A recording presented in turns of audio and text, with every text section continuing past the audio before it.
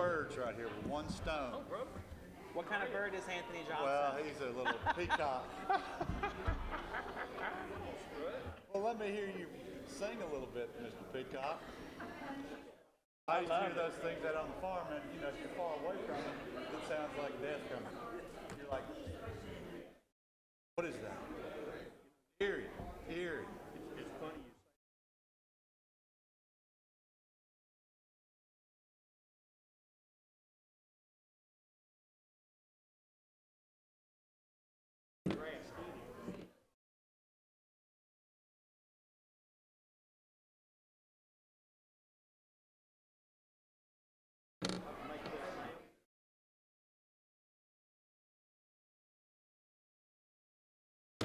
That's an eerie.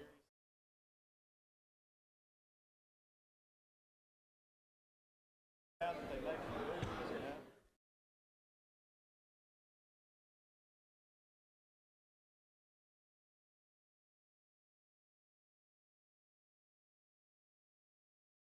Hey, man.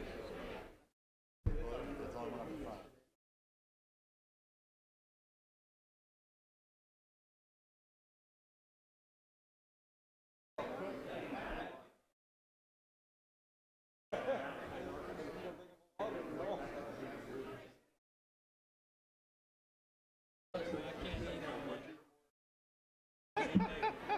That's great. Next one we're ordering a bunch of hamburgers. Said it ain't worth it.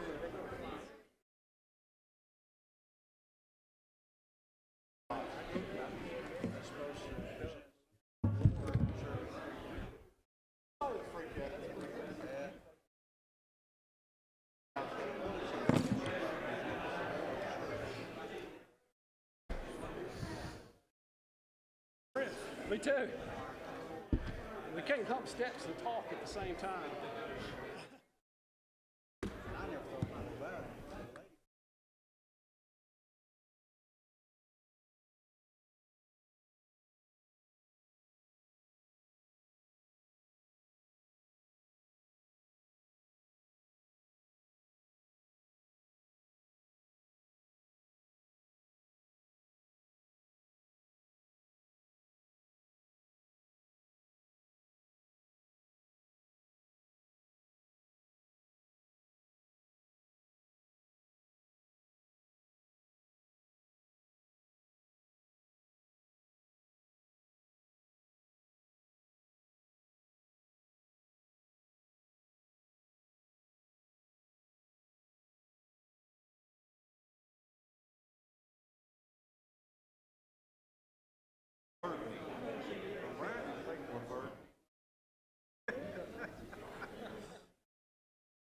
Jefferson somewhere there, isn't it? No, but Yeah, just right above.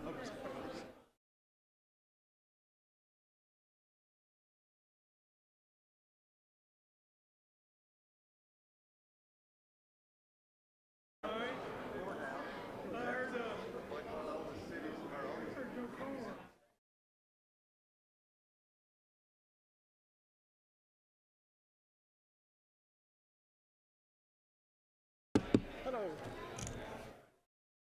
Hello, sir.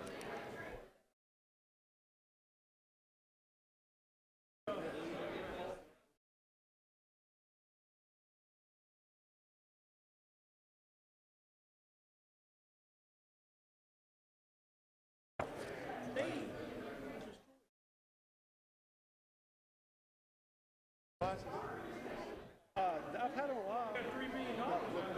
My clicks, yeah, but the clicks don't go with the Blazer.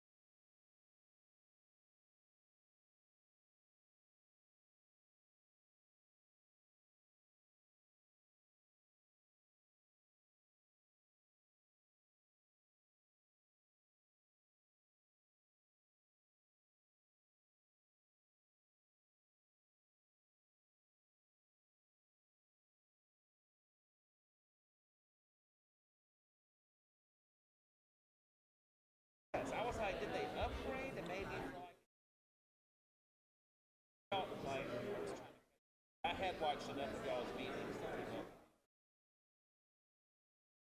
If you don't watch you don't get. I would like to see. Well, here.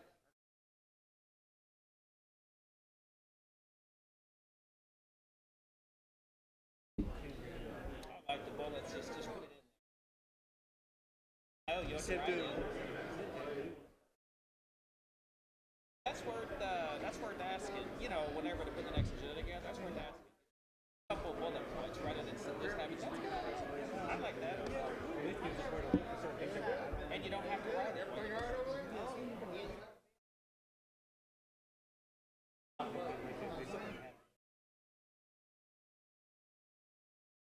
I was telling y'all when I brought up parking and parking management, I brought up was when they have a Friday.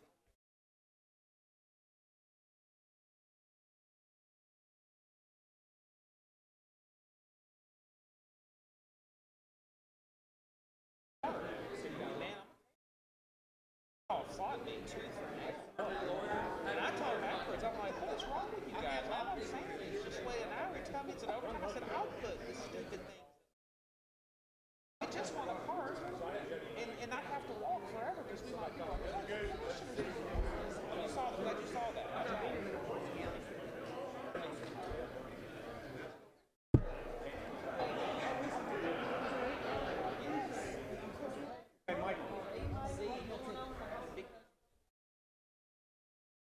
Yes, sir. Good.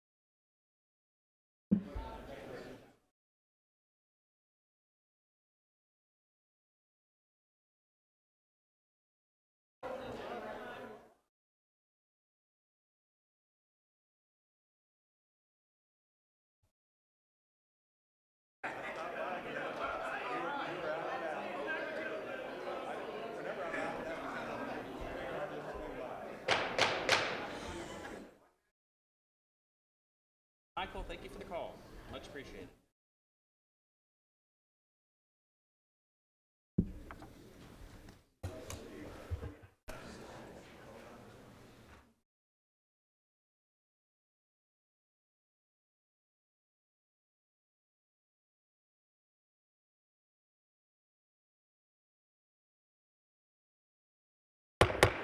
Good evening. I'd like to welcome everyone to the March 16, 2023 meeting of the Rutherford County Board of Commissioners. If everyone will stand, please, I'll ask our Commission Chaplain, Romel McMurray, to come and lead us in our prayer and our pledge. And as Romel is coming forward, I'd like to ask Commissioner Carl Boyd to make a really brief announcement. Janae Edmondson, a senior at Smyrna High School, was in St. Louis on February 18th playing in a club volleyball tournament. As she walked to her hotel room with her family, Janae was struck by a vehicle and critically injured. As soon as Janae became stable from her injuries, transported from St. Louis to Vanderbilt Hospital in Nashville on March the 4th.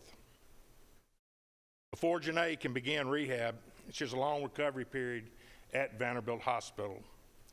Please keep Janae Edmondson and her family in your thoughts and prayers. Thank you, Commissioner. Before I get started, I'm going to invite two young ladies to come up real quick. So if Miss, hold on, let me get it pulled up here.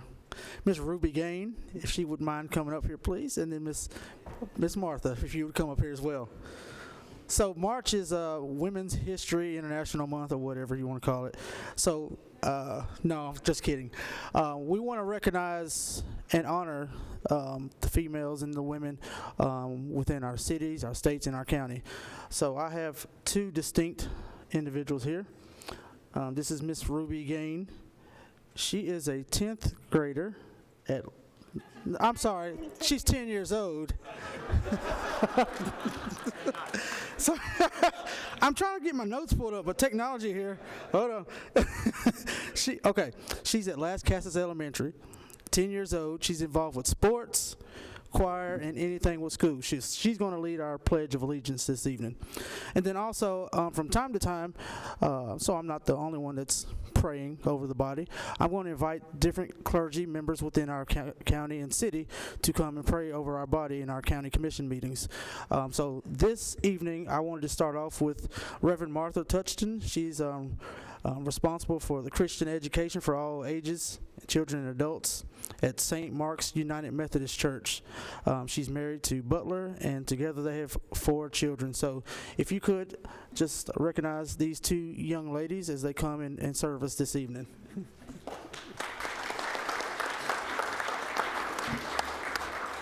Good evening. Would you join your hearts with mine in prayer?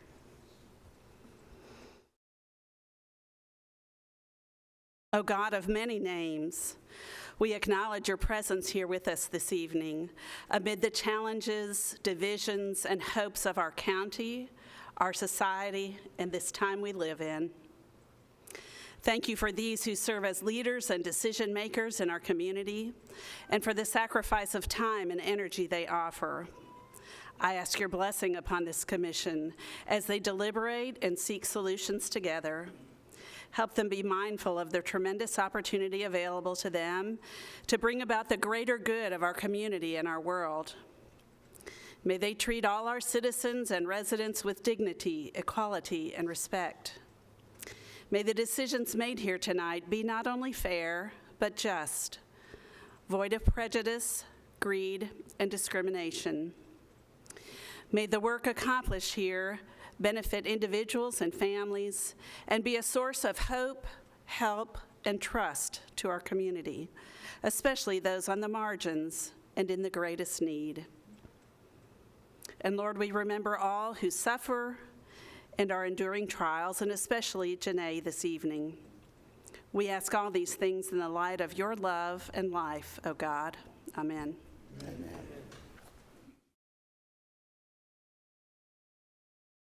Allegiance to the flag of the United States of America and to the republic for which it stands, one nation, under God, indivisible, with liberty and justice for all. Want to turn this way? 3 white stars on the field of blue, God keep them strong and ever true. It is with pride and love that we salute the flag of Tennessee. Thank you. You may be seated.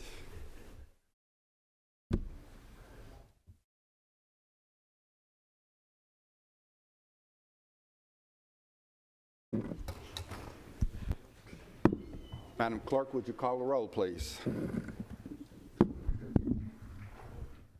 Commissioner Oliver, Present.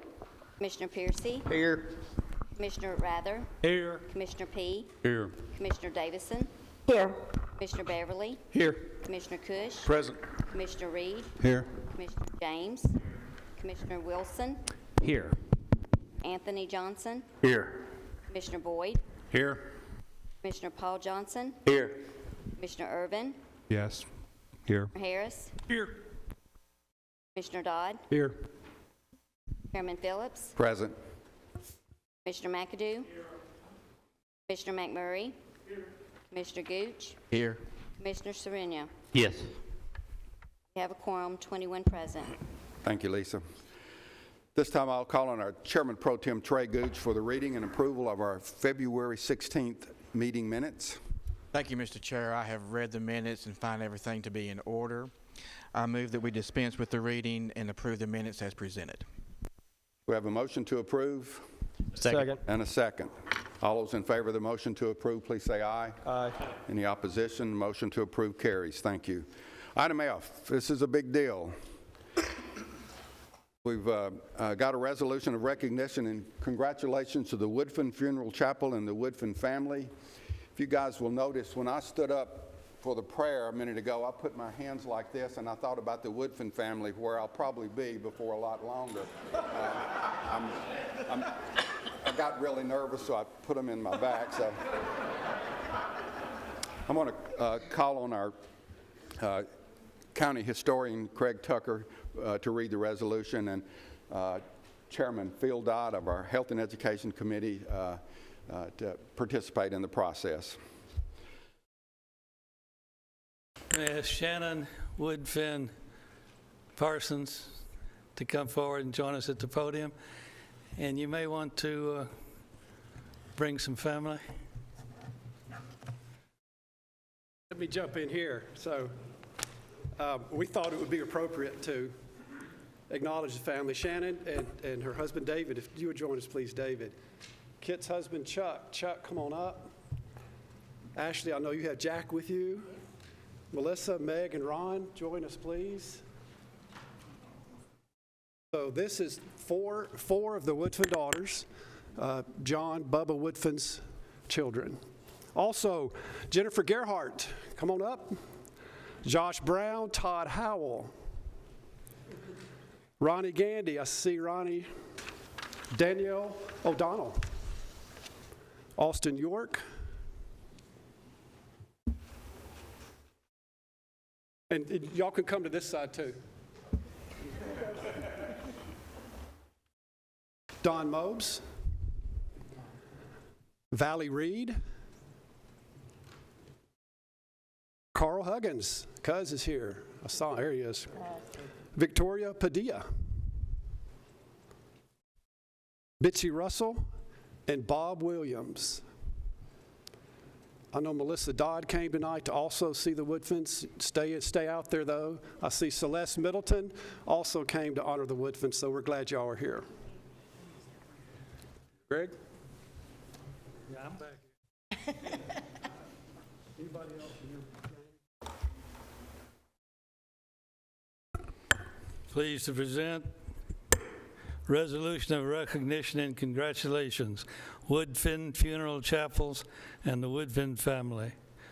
Whereas the Woodfin Funeral Chapels are believed to be the oldest family business in Rutherford County, and whereas the firm has evolved and prospered while providing care, comfort, and end-of-life services to Rutherford County families for 130 years.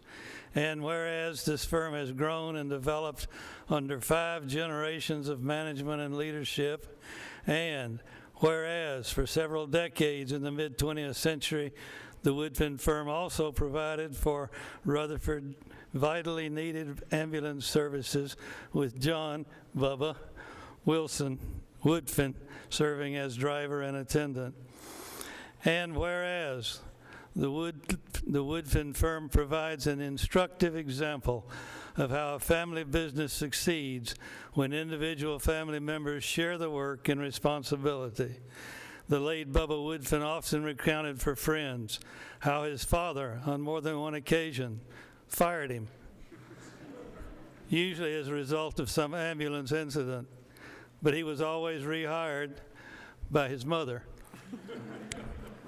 And whereas at the initiative of Bubba Woodfin, the family now maintains a vast collection of artifacts and memorabilia reflecting and documenting the history of Rutherford County, and willingly share information with local historians and the curious.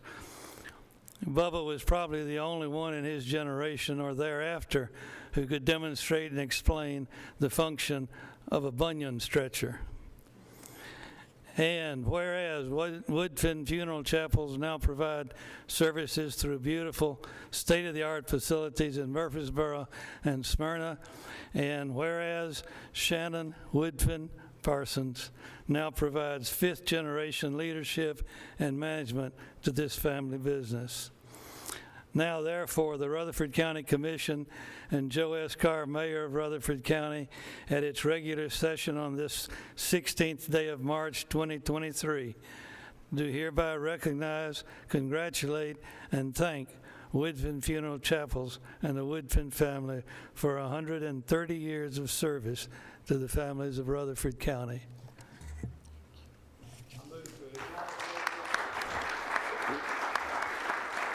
We have a motion to approve and a second. All those in favor of that motion to approve the resolution, please say aye. Aye. Motion carries. Thank you.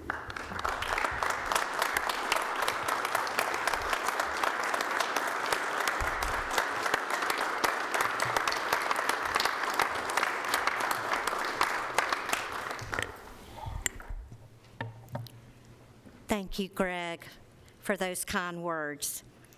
And also thank you to our Vice Mayor and County Commissioners for this amazing honor. I'd also like to thank Craig Harris, who is my neighbor and represents us so well. Wow, 130 years. I wonder what my great-grandfather would say. I wonder what my great-grandfather would say. I'm curious as to what my grandfather would say to all of this. And of course, I wonder what my dad would say as well. In 1893, we were using horse and carriage for our transportation to serve our families. Boy, have times changed. It's all about remaining true to our families and our beliefs. We continue to treat our families with the same compassion, empathy, and dignity. Our father, John B. Woodfin, known as Bubba to many, was an amazing man who raised us four girls to be kind to others, look at people straight in the eye when you're talking to them, and also to give a firm handshake. Unfortunately, Dad passed away in the year 2020, and we miss him every single day. I've never known anyone who loved people as much as he did and loved serving others as he helped so many grieve the loss of their loved ones. If Dad were here tonight, I think he would just be humbled and say it has been a true honor and privilege to serve others in this community. And he dearly, dearly loved the people here in Middle Tennessee. He loved them.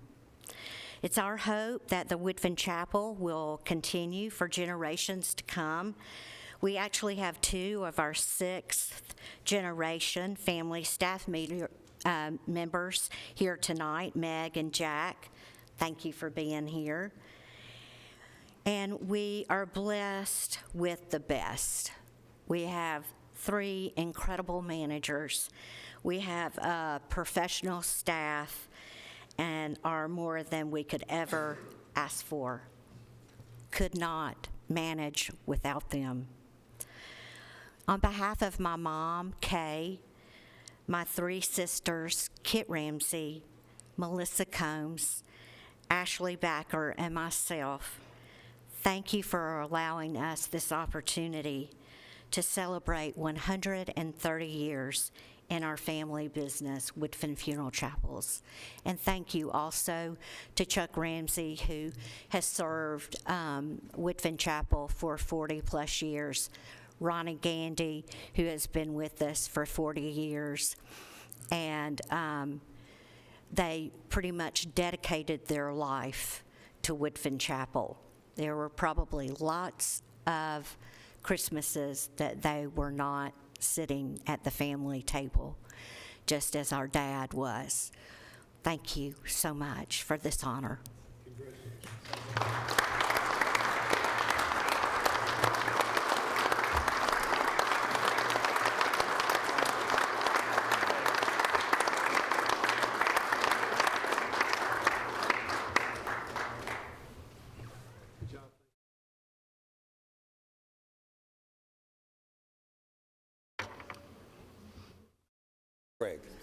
Greg.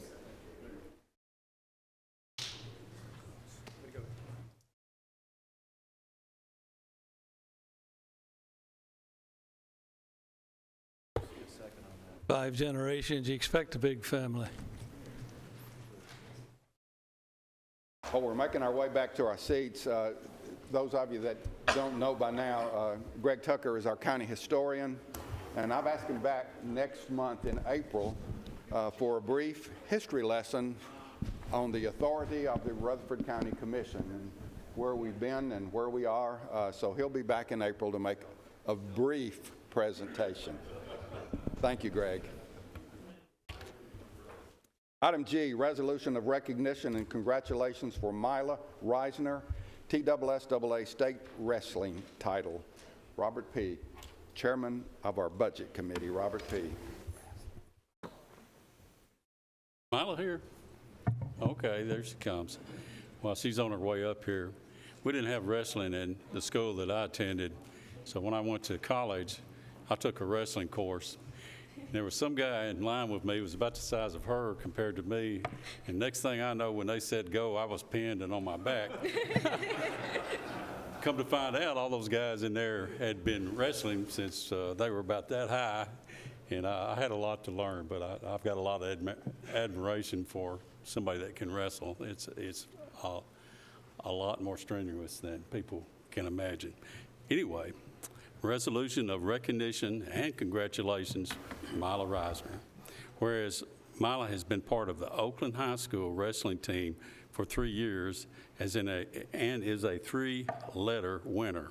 And whereas while wrestling at Oakland High School, Mila's list of achievements include 2-time regional finalist, 2-time state qualifier, Oakland High School's first ever female state medalist, 2-time state finalist, 2022 state runner-up in 114-pound division, 2-time All-State selection, Middle Tennessee Dream Team selection, All Mid-State selection, and the 2022 D&J's Female Wrestler of the Year. Whereas most recently, Mila was in the 2023 state champion 107-pound division and Oakland High School's first ever female state champion. And whereas during the freestyle and Greco season, Mila was state champion and selected for the Tennessee National Dual Team. And whereas Mila is a member of the Rutherford County Youth Leadership Program, the National Honor Society, Beta Club, and whereas Mila has a 3.94 GPA, scored 26 on ACT score, 27 earned college hours, and is taking all AP and dual enrollment classes. And whereas Mila's road to the podium was challenging, having knee surgery for an off-season injury, she was cleared to wrestle and came out in a dominating fashion, defeating the girl who beat her in the state championship match in 2022. Early in the season, Mila was set back again when she re-injured her knee and ankle during the Christmas break practice. Mila fought through the pain of a torn MCL and a high ankle sprain to accomplish being Oakland's first female state champion in wrestling. And whereas Mila has learned through the sport of wrestling that if you work hard, believe in yourself, and refuse to accept defeat, then you can accomplish anything. Now, therefore, the Rutherford County Board of Commissioners and Joe S. Carr, Mayor of Rutherford County, at its regular session the 16th day of March 2023, do hereby recognize and congratulate Mila Risner for her accomplishments. Mr. Chairman, I so move. I have a motion and a second to approve the resolution of congratulations for Mila Risner. All those in favor, please say aye. Aye. Motion carries. Thank you. And congratulations.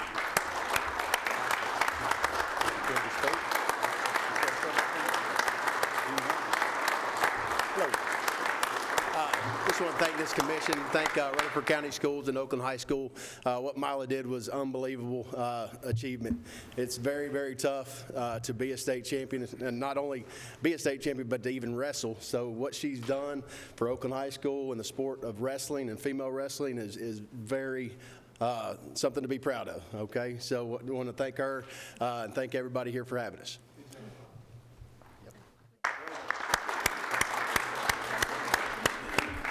I just want to say thank you guys so much for just celebrating me and all my hard work, and I'm really glad to make history for our school and put Oakland Girls Wrestling on the map for Tennessee. And I really hope that girls wrestling will grow in our county even more, and that we're going to have more champions for the future. Thank you.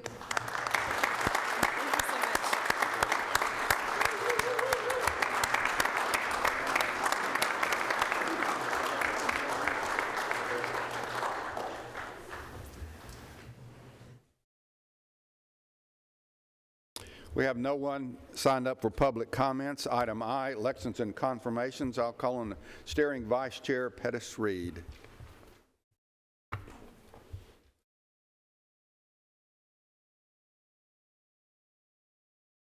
Thank you, Mr. Chairman. Elections and confirmations. Commissioners, item number 1 deals with the election of notaries. Listing of the notaries may be found on your iPad. Mr. Chairman, I move to confirm the election of these individuals as Rutherford County notaries. We have a motion and a second to approve the notaries. All those in favor of that motion to approve, please say aye. Aye. Any opposition? Motion to approve carries. Thank you. Item 2, steering would like to confirm Elaine Williams to fill a retiring member's seat vacancy on the Public Building Authority. That term expires January 2026. Mr. Chairman, I so move.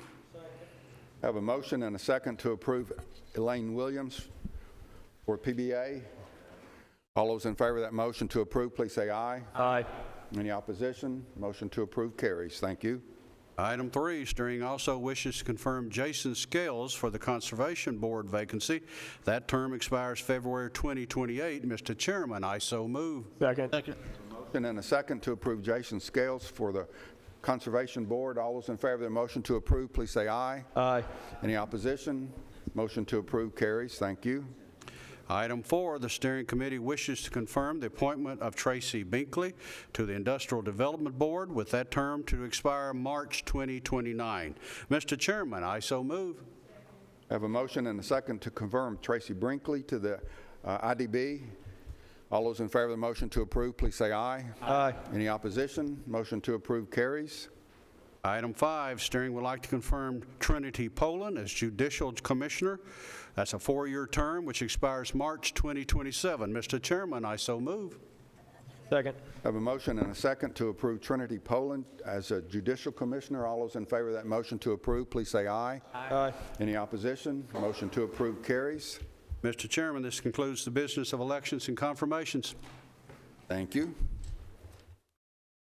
It's not quite 6:30, but we're going to get into our public hearings. I'll call on our Planning Director, Doug DeMasi.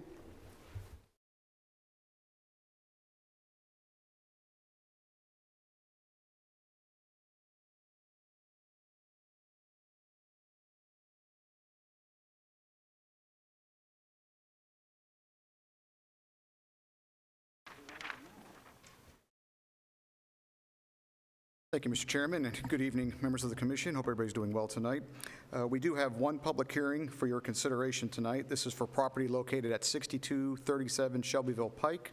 The existing zoning is residential low density. Proposed zoning is commercial general. Size of the property is about 1.4 acres. The applicant's proposing to zone this property to develop the property as a car sales and repair / body shop establishment. There is a site layout included in your agenda materials, which is on your iPads.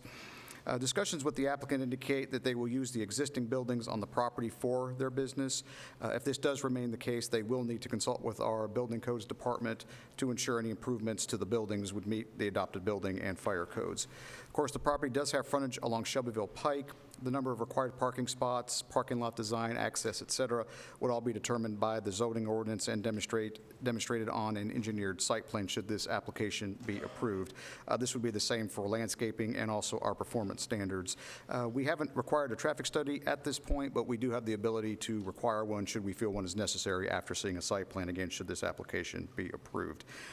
During the public hearing, access to the property was discussed. There are no plans to construct any kind of a median opening in Shelbyville Pike just because of the proximity of the intersection with Christiana Road.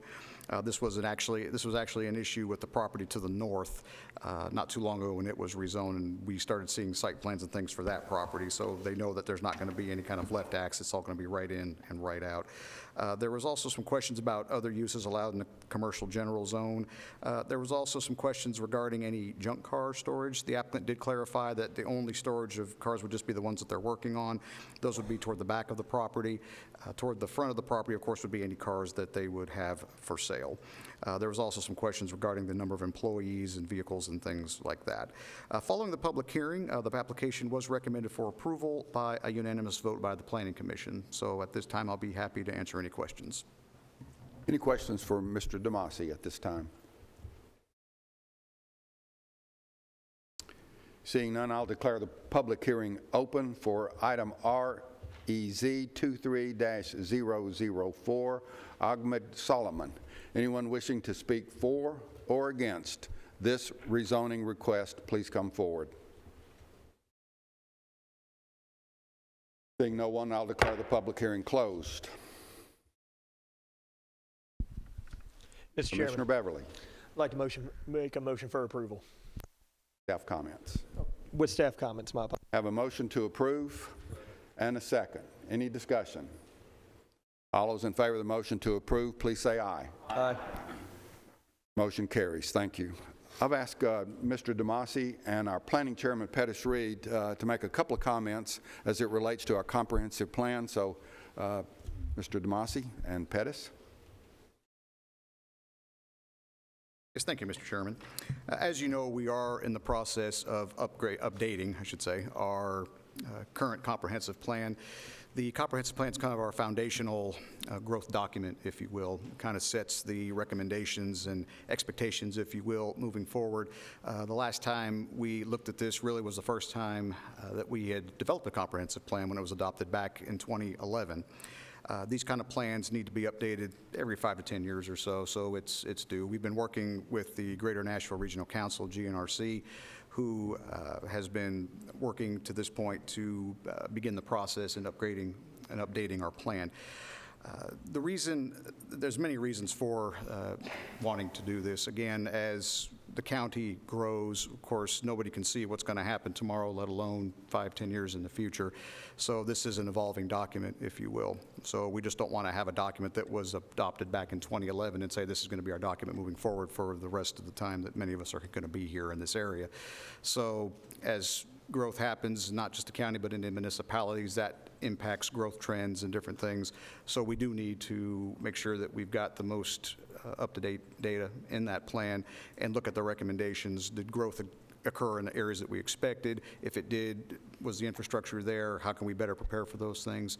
So that's a lot of what's been in our minds right now. So far, we've had one round of community engagement. That was last, I guess, spring into the summer. We had a kickoff event hosted by about 100 people showed up at that at the Lane Agri Park. And then followed that up a month or so later with community meetings. We had one basically in every quadrant of the county. We had one, we kind of stuck with the schools as much as we could. So we had one at Plainview Elementary. I'm trying to remember where they all were. We had one at Las Casas Elementary. We had one at Smyrna Event Center. That was the one we didn't use as a school. Then we had one at Rockvale High School. Those were fairly well attended. Of course, as a planner, I always wish that we can get more people to show up at these than we do. But so I'm never satisfied, even if we had a great turnout. But I was happy with the turnout that we did have. There's also been a survey that's been on the website that's been established for this, and so far over 300 people have responded to that. So moving forward, some of the steps that we're seeing here is the next round of community engagement, hopefully starting late spring, early summer, getting another kind of community event together. They're looking to get a national speaker as kind of a keynote, and then have like a panel or something like that of local leaders to discuss these issues, and then kind of go over the findings of the survey and the comments that they all heard from these first round of community outreach. From there, we'll start looking at the some scenarios, if you will, for growth. A couple different scenarios if things stay as they are, if we kind of change the patterns of the way that we like to do things. And then finally, we'd be looking at plan approval, adoption, and implementation. And then those recommendations would help us moving forward as far as any changes we need to make to our zoning ordinance, to our zoning map, subdivision regulations, those kind of things. So that's kind of where we are right now in the process. Commissioner Reed, I don't know if you had anything you wanted to add to that. Thank you, Doug. I think Doug has pretty much told you exactly what we have in mind and what we'll be doing with it, and to give you an idea of where we'll go from here. As chairman of the Planning Commission and as the individual, I guess, who has walked into the middle of this at this time, I think it's something that each and every one of you need to take very seriously as this comes before you. And when the opportunity comes to you to attend one of our planned Rutherford meetings, to be sure and attend those meetings so that you can have your input. As I look at this, it reminds me to go back and think of being with my father when I was 6 years old and my opportunity to carry a .22 single bolt action rifle for the first time to go out hunting and to go squirrel hunting. And he was teaching me how to walk in the woods, how to be quiet, how you didn't run off the prey, because he said one thing to me at every time we'd go out.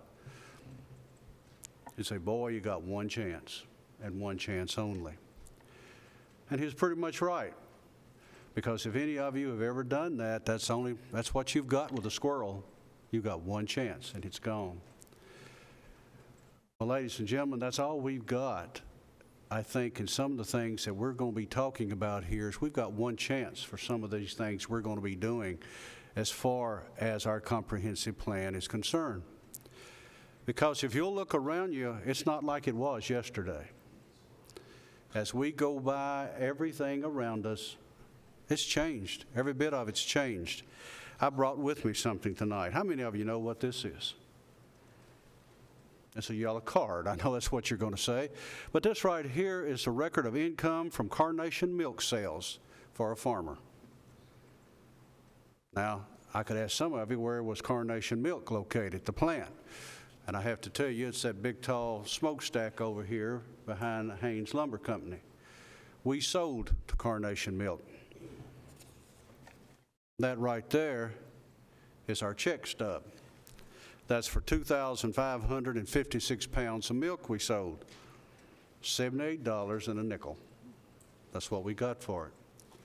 You know how many dairies are in Rutherford County today? 2. And one of those belongs to MTSU. Mr. Reed. Yes. The other one is selling his cows in the morning. Yes, absolutely. And what I'm trying to say is a child today, that wants to go see a black and white cow or to see a Guernsey cow of what we had, they'll have to go look for it. It's not like it was when I grew up or some of you look up. So Rutherford County has changed, and it is changing. So the comprehensive plan will be doing some things that I think that we attempted to do in 2011 to preserve some of the things we still have, to give people the opportunity to keep what they got, and to give us a chance to look at some things on the Planning Commission to work with those things, to give us a tool to plan of what our tomorrows will be. You know, that's the main thing we have here. I sit up here as the chairman of this Planning Commission, and Commissioner Cush sits right here as a member of this. And we each know that whenever an individual comes here with a site plan, we know we have one chance for that piece of property. One chance. Because, you know, the crop that goes back on some of these old farms that we once had, that's it. That's what it will be from then on. We have as our goals, and I think it's important you know as those goals for Plan Rutherford what they are. It will help the county to identify what practices and plans to keep and what should change, identify and address challenges and opportunities, create a shared vision, address important issues that affect the community, and guide land development decisions and infrastructure investments. We're looking very strongly at the rural area out there now and where we are. Our neighbor to the south, Bedford County, on February the 21st, their Planning Commission passed a resolution to have a moratorium to discontinue buildings and all major subdivision applications and sent it to their county commission. It was passed in the last 2 weeks by their commission by a vote of 17-1 for 6 months. Reason being is they're in the process of doing a comprehensive plan, and they said that would give them a better opportunity to look at what they've got and slow things down where they could see what they were doing. In other words, it pulls back the horses just a little bit where they can understand where they need to plow. I know I speak in simple terms, but I think that's what we got to do here now and what we've got. So that's what the comprehensive plan's all about. And ladies and gentlemen, it's going to be coming your way here before long, and I hope you understand what we're doing. We're looking to give Rutherford County that one chance. Mr. Chairman? Thank you, Chairman Reed. Thank you, Doug. Let me just add one quick thing to that. Those of us that have been around here a long, long time in Rutherford County have an affection for Rutherford County, and we care what this county is and what this county could become. That vision that the comprehensive plan will develop is extremely important to your kids and what will be your grandkids if you don't already have them. It's nothing in my mind that's any more important that we'll be working on this year than to develop that comprehensive plan as to what we want Rutherford County to become and to look like over the next 30 years. Pay attention. Getting back to our agenda, resolution to approve the consent agenda. I'll call on our Chairman Pro Tem Trey Gooch. Thank you, Mr. Chair. Various chairmen have placed 17 items on our consent agenda. I find that they are all appropriate and move that we approve the consent agenda. We have a motion and a second to approve the consent agenda. Any discussion? Anyone like to pull an item from the consent agenda? Seeing none, I believe we'll probably need to be on the board for this. So anyone, if you would, please cast your vote.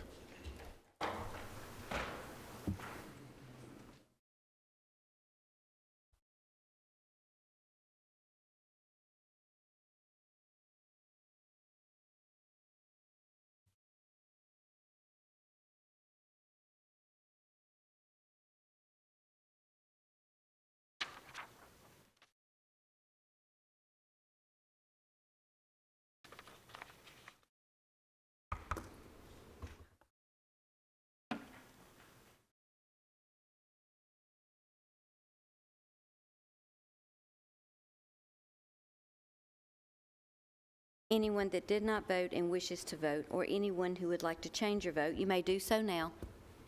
Record the vote. 21 yes. Motion to approve the consent agenda passes. Item M, we're getting into our standing committees. First up is our Budget, Finance, and Investment Committee report. Chairman Robert P.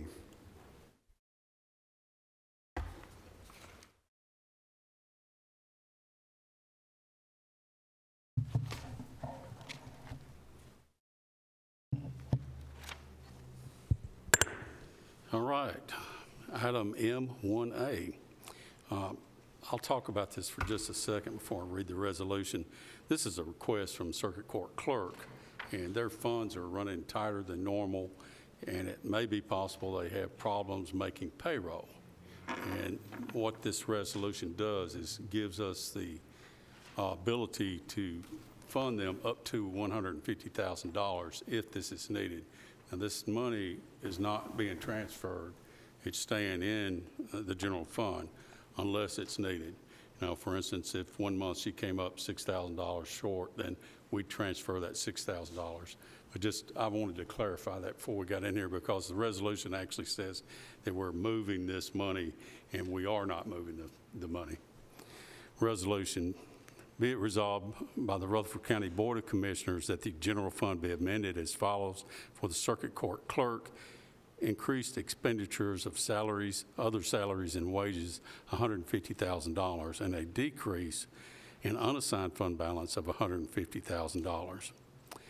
The next section here is on transfers, and this is actually goes back in a little bit of history. We had approved a grant, and the matching, this money that you're looking at here, this happens to be $150,000 also, was our matching portion of this grant.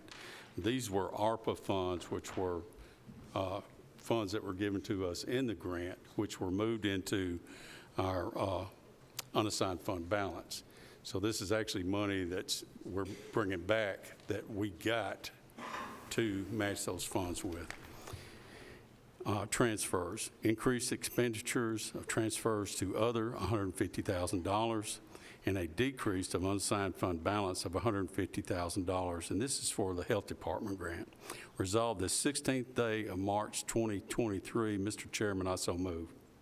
Second. Have a motion and a second to approve item M1A. Any discussion? Be on the board. Please cast your vote.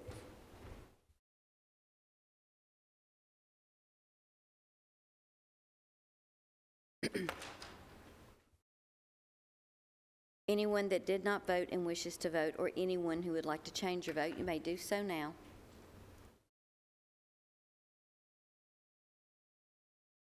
Record the vote. 21 yes. That concludes our regular business, Mr. Chairman. However, we have decided that we're going to be looking at giving y'all a little bit more information at the full commission level, and you'll actually find one of the reports that we get on budget should be on your iPad. At any rate, you can look at that, and you're seeing the same information we see at budget. And also, we get a overview from our budget director. And I'm going to ask Michael if you would, kind of give us a little bit of a highlight. We may evolve this, or we may cut this back, or add on to it as we are needed. But anyway, Michael. So I'll hit a couple of high points, kind of where we stand with the budget at this time. This will be everything that we're looking at here is going to be at the end of February, as of February 28th. So I'll just hit a couple of high points for this body that we went over at the Budget Committee. As of February 28th, we have collected a little over 88% of property taxes, which is on par with where we should be. So that is good news.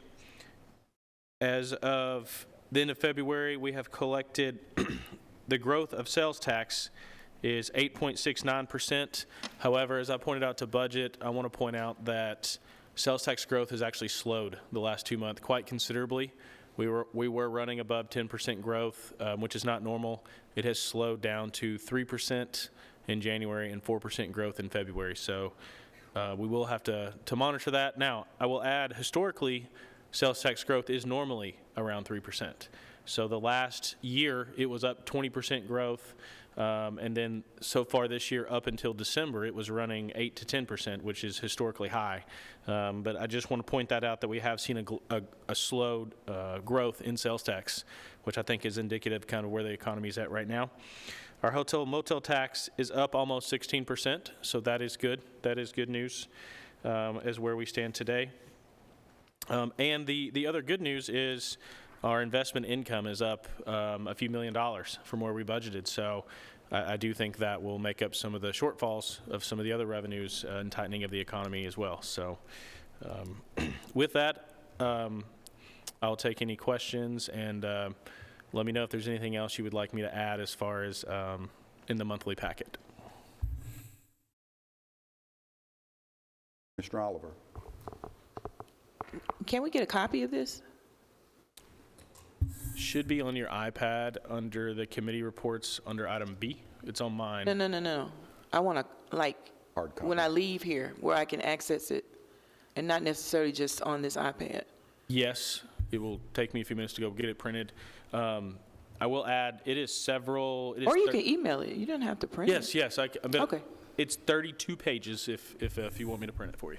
Yeah, you don't have to print it. You can just email it. That's fine. Other questions? Thank you. We had some discussion on our comprehensive plan. Now, if you would listen as I rattle along a little bit. I've made some notes. You can kind of see what they are, and I'm not sure I got them in any particular order, but let me just say that our population, estimated population in this year, 2023, exceeds 365,000 people, and our growth rate exceeds 2%. Our average growth rate exceeds 2% every year. Rutherford County is currently the 5th largest county in Tennessee, and if our growth rate continues at the rate that it is, we will exceed Hamilton County within the next 5 years or so, and put us in as the 4th largest county in Tennessee. Population 12 years ago in 2010 was 262,000 people. So just add that up. We've got a 40% growth rate over the last 12 years. Extrapolate that out, and it looks like by the year 2035, 12 years from now, we will exceed 500,000 people. 500,000 people. Murfreesboro's population is almost 166,000 people.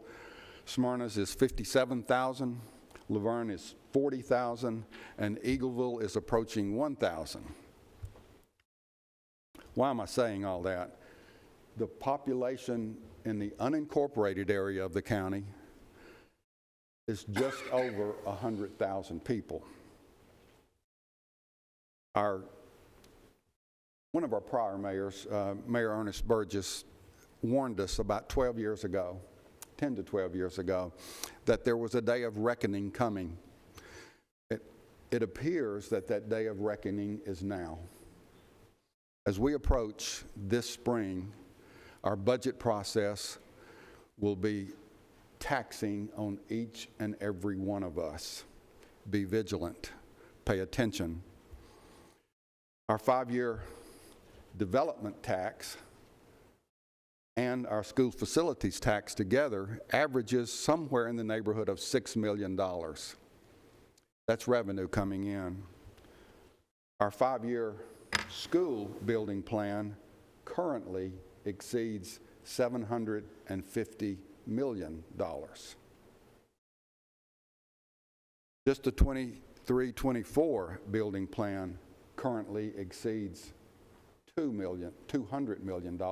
That's next year. $6 million revenue, over $200 million in expenses.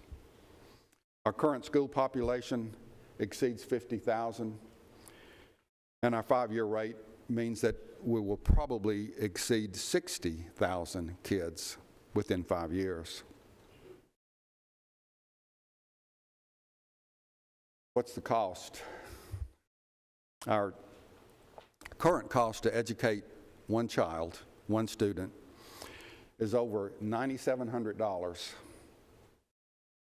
If a household has, we grew by 2,000 students this past year, and if you had just a child and a half, we're talking about $17,000 just to educate one household. If you add fire protection, police protection, utilities, any other type of growth that we may need in infrastructure, the services that we provide a single household in Rutherford County easily exceeds $20,000. Average property taxes on a $385,000 house is somewhere in the neighborhood of $1,700 to $1,800. Add that up. Less than $2,000 in revenue versus $20,000 in expenses for one household. What I'm saying is that the budget process that we're going through this year, we need to be attentive. We need to be sharp. We need to be focused as each budget is presented in the respective committee, that we revisit things that we're planning. We need to revisit those things and ask questions. We need to be mindful of what's expected of us, but we also need to be mindful of what the people who we represent expect of us too. Work hard, ask questions. When we make your committee presentation to the budget committee, make it with that thought in mind, that this is something that we support. If we just looked at if we just passed what we're looking at right now, we would exceed by far the largest tax increase that this county has ever experienced. Expect a tax increase. Do what we can be vigilant once again in what we're presenting to our budget committee and our mayor. And as we get into April, May, and then into June, as we set the tax rate, do what's expected of you. Protect the citizens of the county, but also provide them with the services that they need. Education, public safety are emphasis that we will need to continue as we grow. So expect a tax increase. Let's do what we can to make that tax increase as equitable to every citizen as we possibly can. Thank you, Robert, for that update on budget. I think the next meeting for our budget committee is on April the 6th. Health and Ed, Chairman Philip Dodd. Nothing further to add. You caught some highlights in your comments. Our next meeting is next Tuesday, March 28th. And we will be, I think, entertaining a request for 3 remodels and potentially a new elementary school. So pay attention to that meeting, please. Thank you, Phil. Property Management, Chairman Alan McAdoo. Thank you, Mr. Chairman. We have one thing on our agenda tonight, and we had passed this prior to the election, and what we basically got tonight is a name change. But the concept has already been passed. So therefore, we will be looking at the one-stop building name discussion, and I will turn it over to Trey Gooch, because Trey made the presentation for this name in our previous commissioners, to our previous commissioners. So therefore, Trey will be more familiar with this. And basically speaking, he will be talking about a one-stop building. And we had voted to name it Bart Smith One-Stop Building. But now we want to change it to Bart Smith Building. So I call on Trey Gooch. Thank you, Chairman McAdoo. It was the intent of the County Commission prior to this one that we would name the one-stop building the Bart Smith Building. What came out was the Bart Smith One-Stop Building. And so after clarification and Chairman McAdoo bringing this discussion back to his committee, our conclusion excuse me, is to name the building the one-stop, the Bart Smith Building. And my motion is to name the one-stop building the Bart Smith Building. We have a motion and a second. Now discussion. Any discussion? This lady's got a real good question. She said, who is Bart Smith? Can you answer that? Thank you.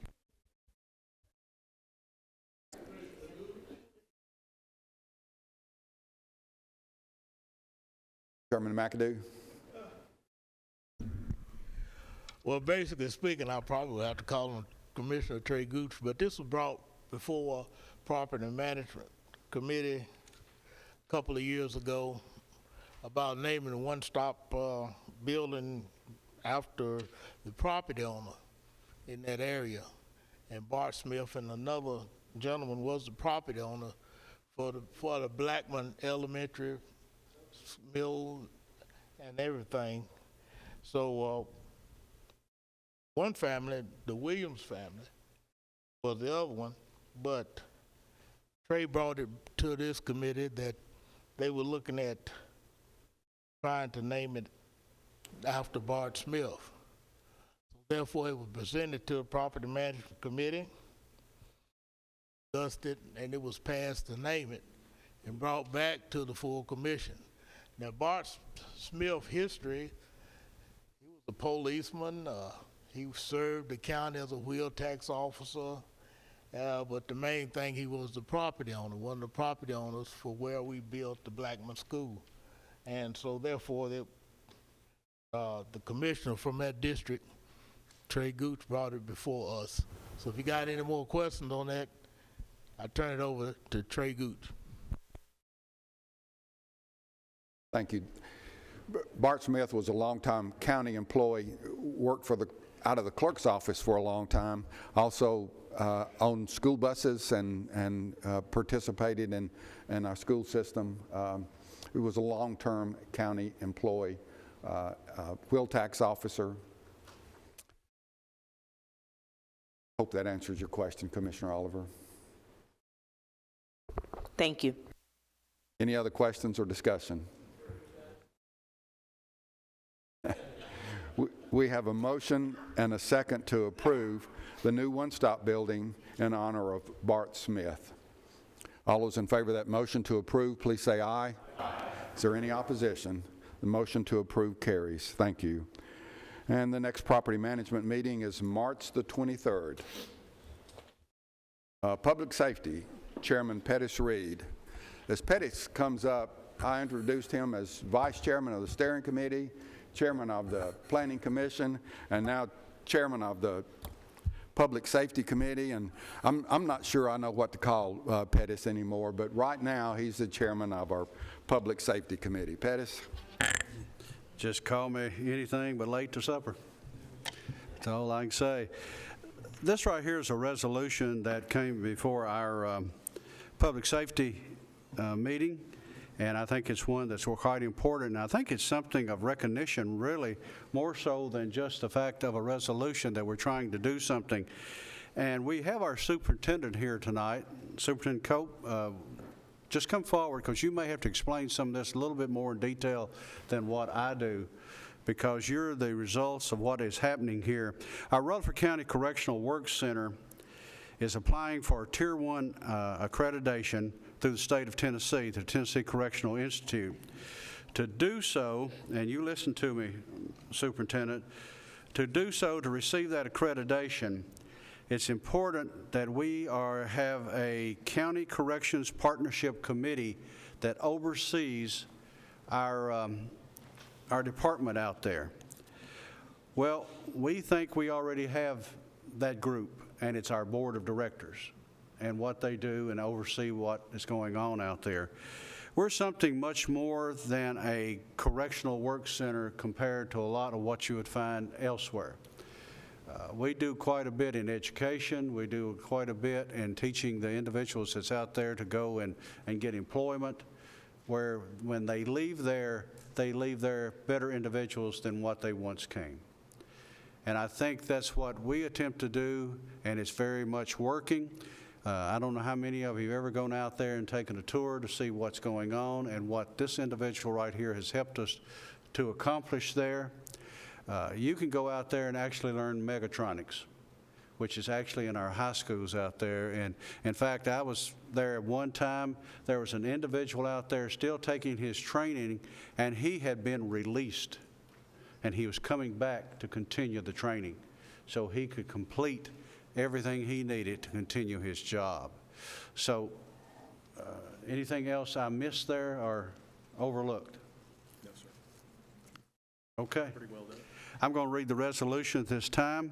Whereas the Rutherford County Correctional Work Center is applying for Tier 1 accreditation status through the Tennessee Correctional Institute, and whereas said Tier 1 accreditation holds local correctional facilities to a higher standard, provides additional funding for housing state sentence offenders, whereas pursuant to the Tennessee Correctional Institute standards for Tier 1 accreditation, the county legislative body must establish a county corrections partnership committee by local resolution that addresses local facility pragmatic needs, construction needs, overcrowding, recidivism, which is really reoffending rates, inmate needs, criminal justice system challenges, and other needs specifically related to the overall improvement of resources available for local correctional facilities.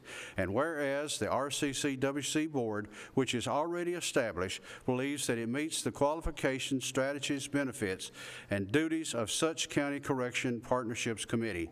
And whereas recommended by the RCCWC Board, the Rutherford County Board of Commissioners desires to acknowledge said RCCWC Board as the County Corrections Partnership Committee for the purpose of the RCCWC's application for Tier 1 accreditation. Now therefore be it resolved by the Rutherford County Board of Commissioners that it hereby designates the RCCWC Board for the purposes of the RCCWC application for Tier 1 accreditation as the County Corrections Partnership Committee per the TCI's Tier 1 accreditation standards. Resolved the 17th day of March 2023. Mr. Chairman, I so move. We have a motion and a second to approve the resolution. Any questions? Any comments? All those in favor of the motion to approve, please say aye. Aye. Any opposition? Motion to approve carries. Thank you. Superintendent Cope, any comments? No, sir. I just wanted to let you all know that first I appreciate the confidence that you have, and just kind of let you know, we, the Correctional Work Center, were kind of the benchmark when Tennessee Corrections Institute were developing this tier accreditation. We were kind of the people that they looked at to when they were developing it. So I think it's very important that we go through with it, and I appreciate your confidence. Thank you, Superintendent Cope.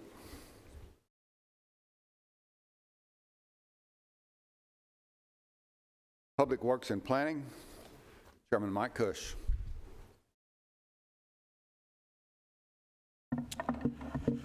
Thank you, Mr. Chair, and good evening, everyone. I have a resolution, and then we have a brief report on a pilot program from Bishop Wagner on our recycling success.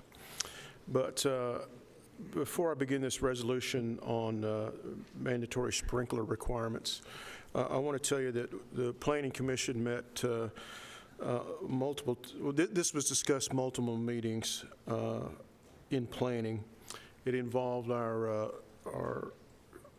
county fire protection leadership, Chief Farley, also input from our civil engineering community, who designs homes and deals with the state fire protection requirements as well. So they had input on this as well. So at the end, we came up with this resolution to mimic some of this new state requirements for fire protection. So this, you will find this in your iPad too, under Public Works Reports. Whereas Tennessee Code Annotated 68-120-101A 8BI requires that if a local government seeks to adopt mandatory sprinkler requirements for one-family and two-family dwellings, then the local government may only adopt such requirements by either ordinance or resolution as appropriate. Upon an affirmative two-thirds vote on a final reading by the legislative body, and such requirement shall be voted on in a resolution separate from any other ordinance or resolution addressing building construction safety standards. That's why we're here. Whereas pursuant to the Rutherford County subdivision regulations, the developer of a subdivision shall provide fire hydrants in all subdivisions, and whereas the Rutherford County subdivision regulations state that fire hydrants shall be placed to assure the following spacing requirements, with a note on the final plat stating fire hydrants shall be installed per the regulations of the water providers. This is what's new from the old standards. Maximum spacing between hydrants within subdivisions containing 6 or more lots is now 500 feet. We have shrunk that distance. Maximum spacing between hydrants with subdivisions containing 5 lots or less is 1,000 feet.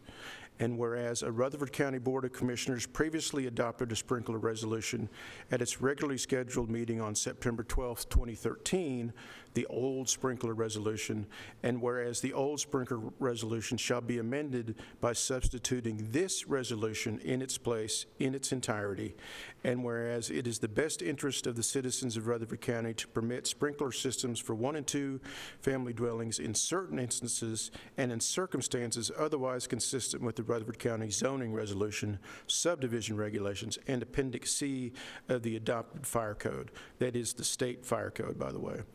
Now therefore be it resolved by the Rutherford County Board of Commissioners that the old sprinkler resolution shall be amended by substituting this resolution in its entirety.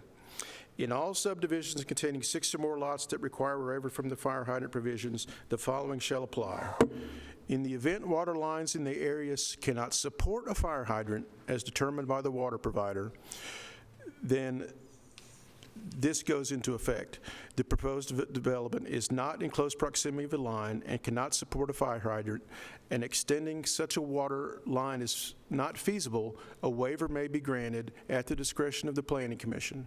The applicant for such waiver shall provide documentation from the water provider that the water lines available for the development cannot support a fire hydrant, or that it is not feasible to extend the line to adequate size to serve the development. For the purpose of this section, a water line shall be deficient if it does not conform to the following standards.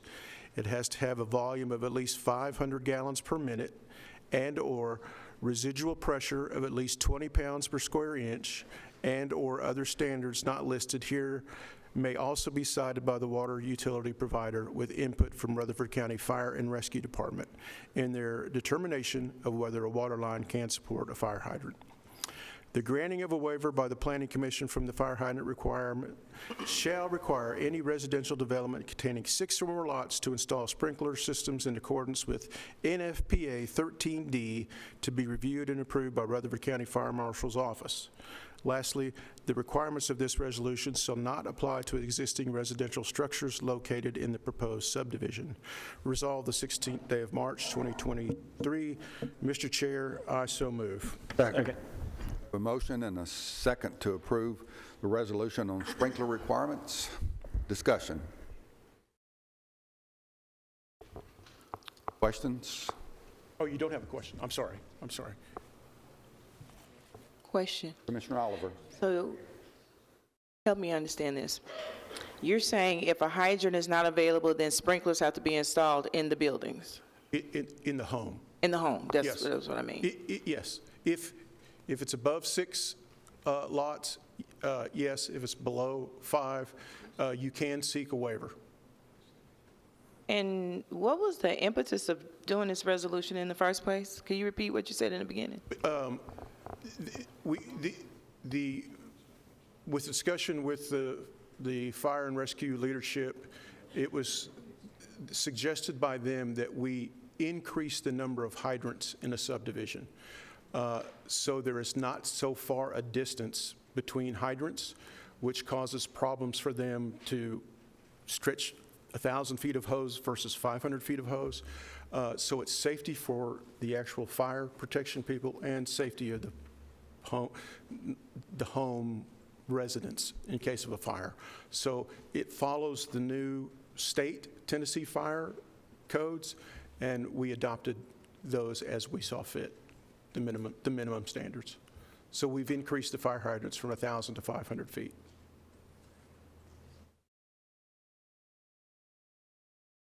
Other questions? I believe we have a motion and a second. We have a motion and a second. Once again, all those in favor of that motion to approve, please say aye. Aye. Is there any opposition? The motion to approve carries. Thank you. Thank you. And Mr. Chairman, I'd like to bring up Bishop Wagner to give an update on his successful pilot program.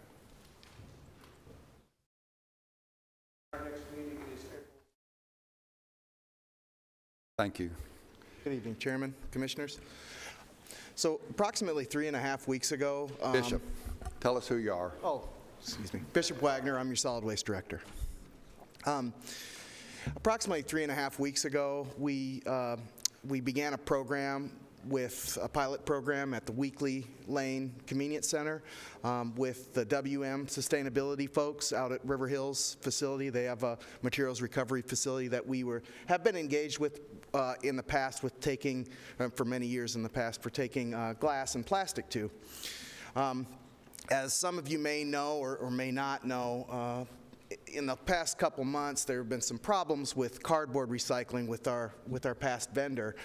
whereas they turned us away with our material that we're generating at our centers. And I had reached out to the WM professionals, in particular Mr. Paul Farley, the manager of the WM is the new name of Waste Management. They've rebranded recently, so they've asked me if I'd use their WM name instead. But they were really accommodating to allow us to, in an emergency situation, bring over some materials. And in that, we engaged in about a 4-hour conversation about how, because it is a longer distance from Rutherford County to their facility in Nashville, how to make it make sense for us logistically and try to keep the cost down as much as possible. And they suggested that we try to commingle our materials in what's called in the industry a single stream type of recycling. So what's going on in Weakley, and has been going on for about 3.5 weeks, is we're taking cardboard, mixed paper, tin, aluminum, and number 1 and number 2 plastics, so basically food-grade plastics, water-soluble plastics, and we're putting them in our compactor that we were putting the cardboard in. And we're carrying, instead of carrying multiple loads out to the facility at River Hills, we're carrying it all together in one bundle.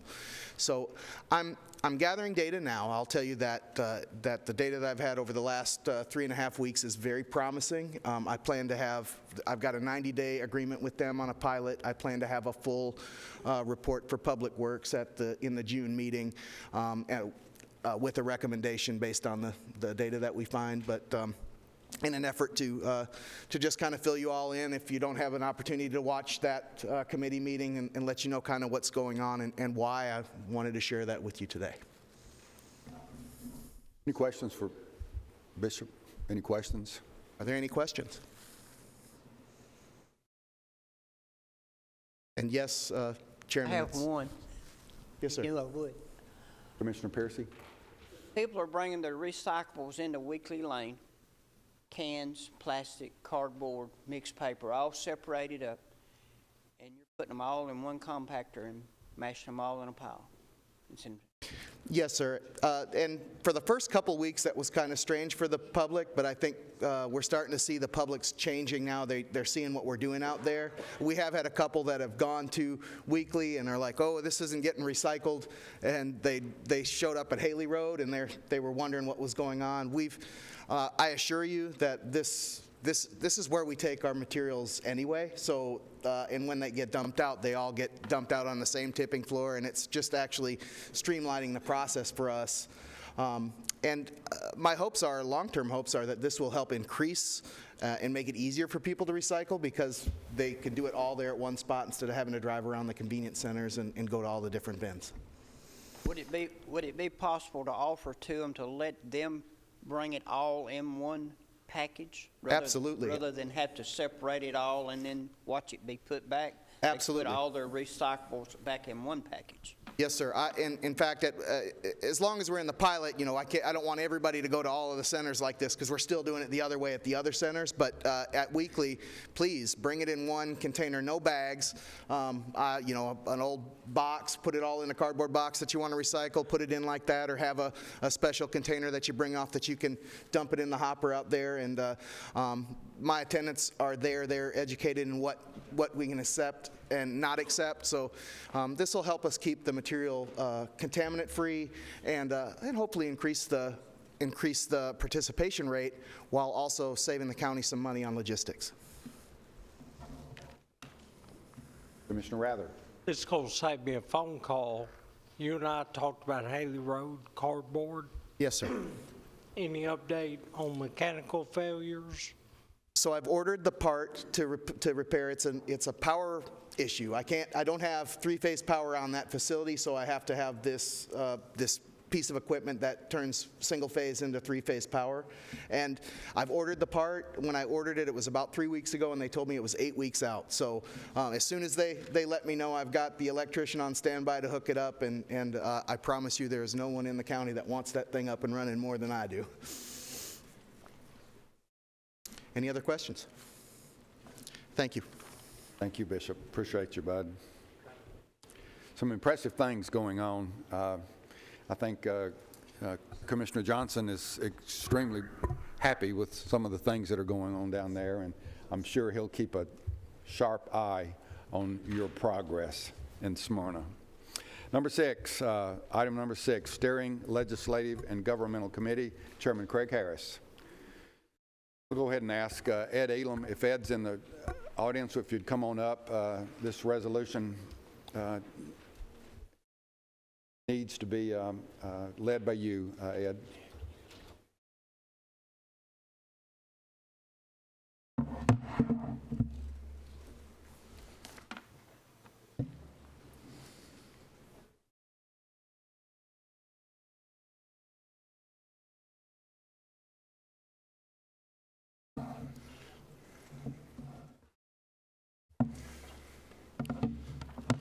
Well, I know there's 3 things.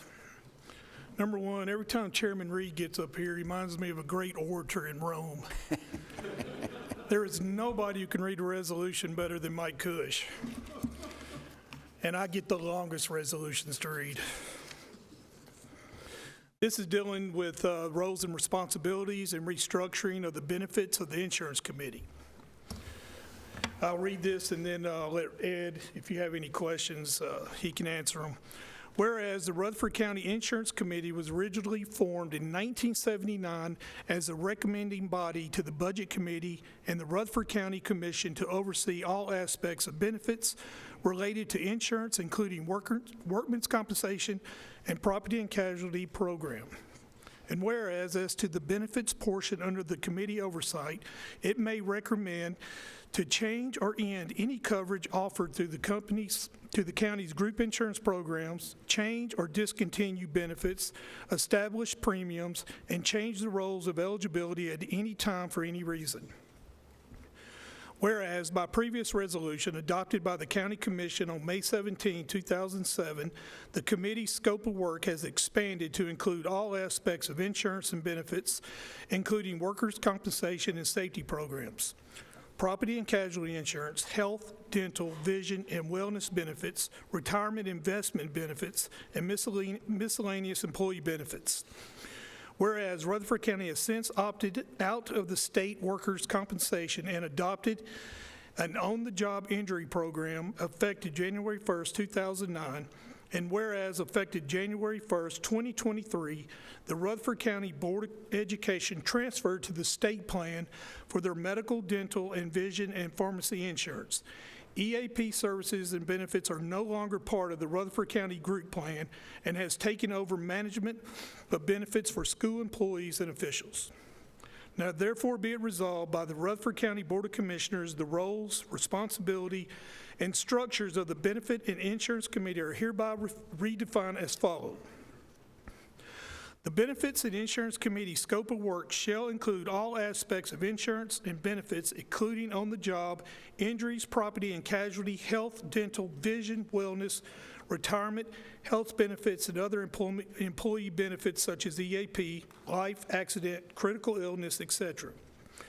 Recommendations of the Benefits and Insurance Committee on benefits or insurance issues shall be forwarded to the Budget and Finance Committee. Recommendations of the Benefits and Insurance Committee on professional services shall be forwarded to the Purchasing Committee. Recommendations of the Benefits and Insurance Committee rules, responsibilities, or structure of the committee or revisions to the LGI shall be forwarded to the Steering Committee. The structure of the Benefits and Insurance Committee will be made up of the following individuals: County Mayor. The county mayor shall preside as chairman of the committee, and in case of a tie vote on questions before the board, shall vote but not otherwise. The county mayor's attendance at meeting of the committee shall be counted in determining the presence of a quorum. The vice chair shall be elected by the committee from among its voting members at the committee's regularly scheduled September meeting each year to serve a one-year term. 3 county commissioners appointed by the steering committee. Term shall be conterminous with such members then term as a commissioner of the Rutherford County Board of Commissioners. 4 members at large to be appointed by the county mayor for a term of 2 years. 5 employee members of the Rutherford County to include the following: 1 employee of the Board of Education to be selected by the director of schools. Term length is conterminous with appointment, removal by the director of schools. 1 employee of the Sheriff's Department to be selected by the sheriff. Continuous with that appointment, removal by the sheriff. 1 employee of the Highway Department to be selected by the Highway Superintendent. 2 employees of the County General to be selected by the Benefits and Insurance Committee from applications forwarded to the recommendation of their department head. For a 2-year term, must be on Rutherford County Group Plan. A Finance Director, a Human Resource Director, the Insurance and Risk Management Director shall serve as an ex officio non-voting member of the committee. Resolved the 16th day of March 2023. Mr. Chairman, I so move. We have a motion and a second. Thank you.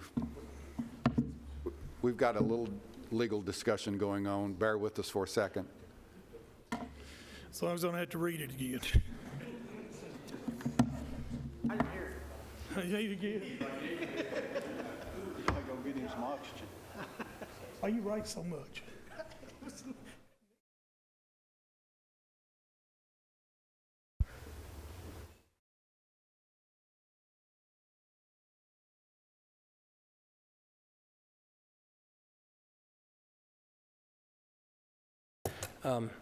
Good evening. Just real quick, just 2 little last-minute changes here, just to shore this up. On paragraph 5C, that says that the 3 county commissioners appointed by the steering committee, we should probably add, because I think we did this already, it should also say appointed by the steering committee and confirmed by the county commission.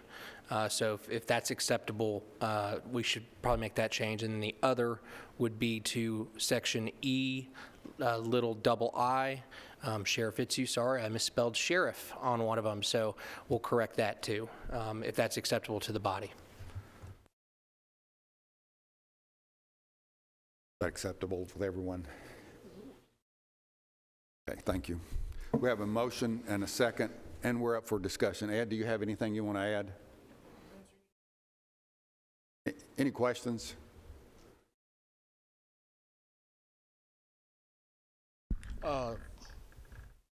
Thank you, Mr. Chairman.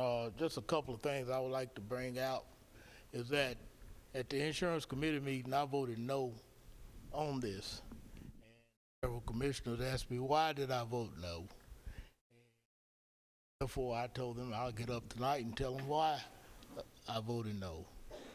Okay, first of all, we're talking about moving the teachers, decreasing it from 3 to 1, their representation on the board. My argument is that the teachers just didn't cut off at December the 31st on our insurance program.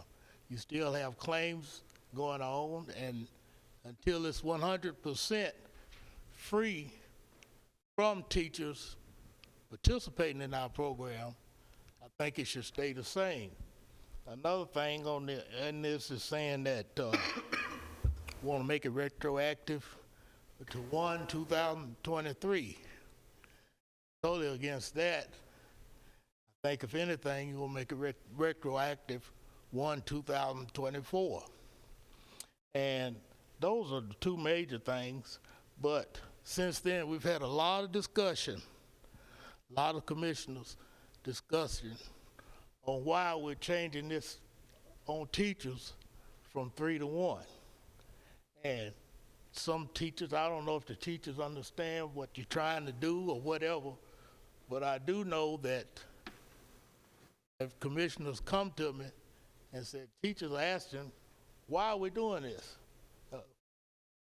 Mad at us for getting out of your program or whatever, so on and so forth. But I think that we're moving too fast on this. Till the program is 100% complete, us having anything to do with teachers' insurance, that we should just let it stay like it is. That's my opinion. But some think that we should let's go ahead and get rid of them altogether. It was an article in the paper Sunday from retired teachers concerning the insurance program, and it's been brought up several times to me, and so therefore it just seemed like you will want to get the teachers off the program 100% before you start making any changes. And I'm one that, when we asked the teachers to stay in our insurance, stay in it because we were in the red. We were going down fast. It's so fast under Mayor Burgess that he asked the teachers to stay and try to help us out. And so they did. And so now they decide to move on with the state program, which I have no problem with it. Just like anybody else, if you get an insurance policy and another one come along and it's better, you're going to look at making changes too. But that doesn't mean I got to get mad at you for doing this. But the main thing we need to look at is that 100% participation. Until they're out of the program 100%, I think they should keep the 3 on the commission, on the insurance committee. Now, earlier tonight, talk about that tax increases and so on and so forth. We should be careful and look at it. And right now, you sure are setting a good example, because over 80% of our taxes is coming from where? Schools. So therefore, we're sending out a good message, and I'm glad I'm not on health and ed when budget come up. But the only thing I'm asking is that you look at teacher participation and let it get 100% clear of all teachers that we got claims or whatnot on before we make a decision. Commissioner Beverly. Thank you, Mr. Chairman. Chairman McAdoo makes some great points, and he's exactly right. Our teachers are important. But they made the decision to leave our plan. And in my mind, a resident that decides to leave Rutherford County would not be elected to this body. But we're not also taking away their entire representation. One of our largest departments is the sheriff's office, and they have 1 representative. And I have the utmost faith in Dr. Sullivan that when he decides who he wants to appoint to this committee, he's going to pick someone that represents his department and represents it well. And I have that faith in him, just like I have the faith in the sheriff and every other department head that makes their own appointment. And that was my reasoning for voting yes on this. It still provided representation, but with their movement away from our board or our plan, it accounted for that as well. Other questions, other comments? Any follow-up? Commissioner Elam, any follow-up? Commissioner McAdoo. In Stern committee meeting, I asked for roll call. I most definitely will be asking for roll call vote tonight on this issue.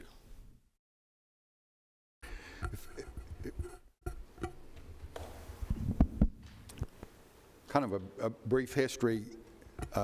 It appears that the structure of the committee has been undefined.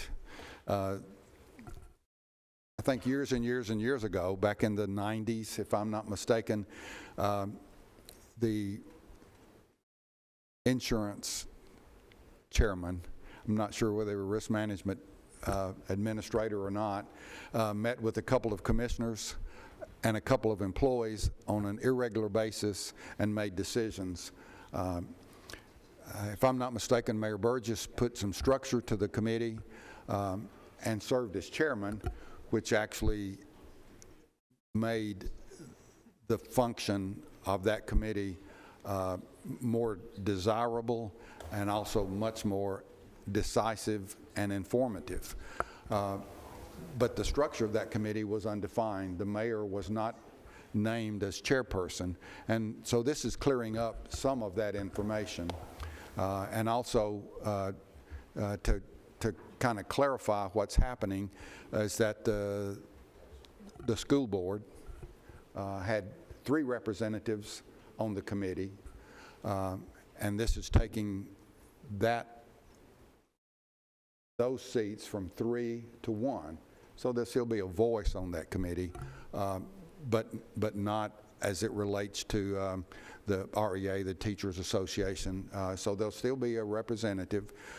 They still participate just like any other employee in the retirement benefit plan. So they'll still have representation that they can go to and get questions answered. But what we really need to do is to go to this person to get the questions answered and not to a member of the insurance committee. The structure and the history of this thing, just trying to bring it up to date and put some information in the structure that wasn't there prior. Is that kind of correct? Yes, and let me point out one thing in the 2007 resolution, and what we're trying to do is clean some things up. In the 2000 resolution under item E, and I will read it to you, it says 5 employees of Rutherford County, including 2 employees from the Board of Education to be selected by the school superintendent, 1 employee from the Sheriff's Department to be selected by the sheriff, 1 employee from the Highway Department to be selected by the Highway Superintendent, and 2 employees from the County General to be selected from the Benefits and Insurance Committee from applications forwarded, with recommendation from their department head. So I'll go back to 2, 1, 1, and 2. If you follow me, it says 5 employees of Rutherford County, including 2 plus 1 plus 1 plus 2 adds up to 6. So this is one of the clarifications that we're trying to do this. As Chairman Phillips mentioned, there's not anything about the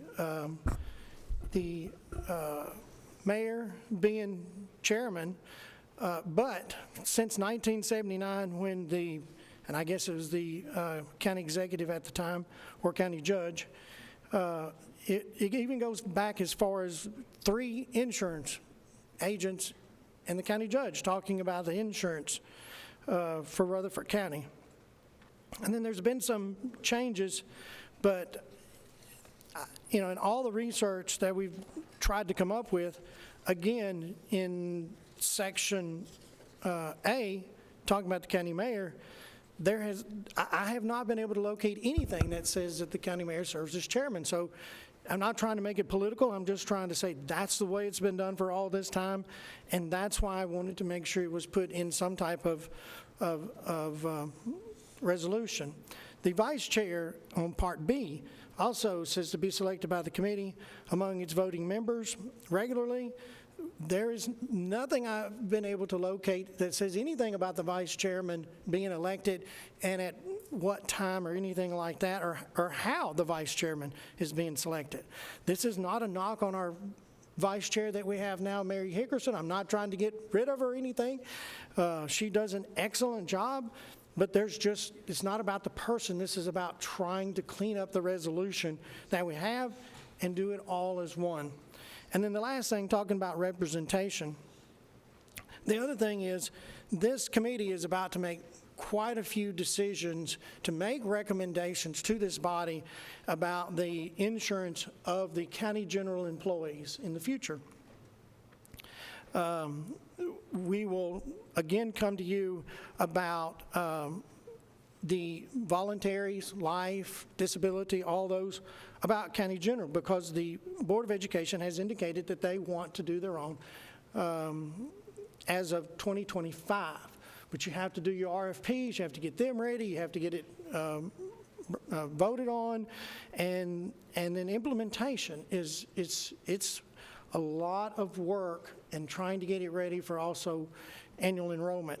So not to put words in the committee members' mouths, but it is looking to the future with the representation of when we're going to vote on our medical, dental, and vision for county general, and we vote on our voluntaries for 2025, and to have those decisions. We will look at voluntaries looking at 2025. We have to almost do that almost a year in advance in order to be able to get the RFPs, get everything bid, and get everything back in. So, and go through all the proper procedures. So that's why this was brought before the committee. Had several members that expressed that they wanted discussion about it.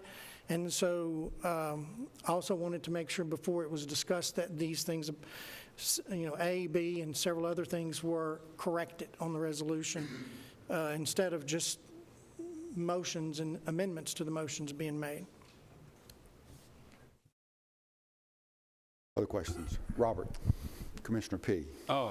Last month you brought to budget well, we're going to have to rebid some of our insurances, excluding medical.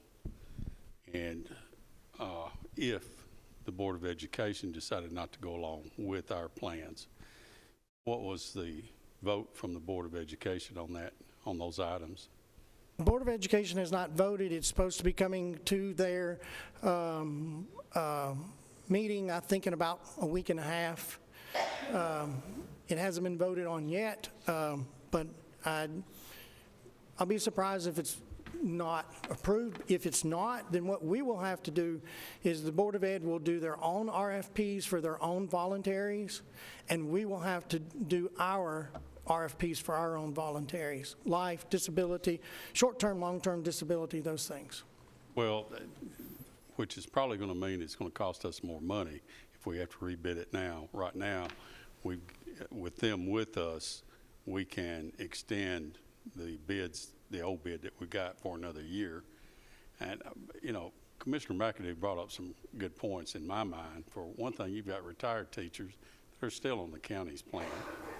I know at least one for sure, but there are others out there too. I am aware of that. Also aware that you've got some problems with that resolution you need to change. But, I'd almost suggest that Commissioner McAdoo or Chairman McAdoo might make an amendment to let the teachers keep the numbers on there until 2025. Is that when you said they were planning on pulling off and going to the the voting for the plans won't change. I mean, as far as I know, you're talking about representation, but if the teachers stay, all we're doing is extending the original contracts that we have. So there won't be any voting to change any of that.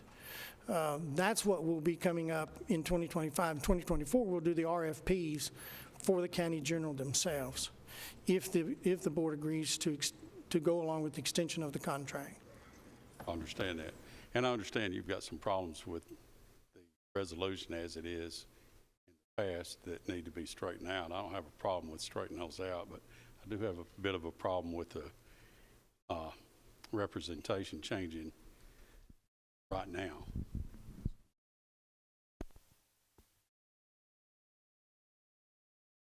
Other questions? Other discussion? Ready to vote?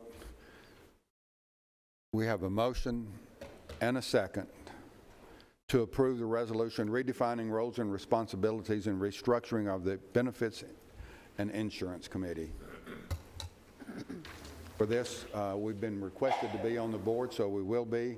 All those present, please cast your vote.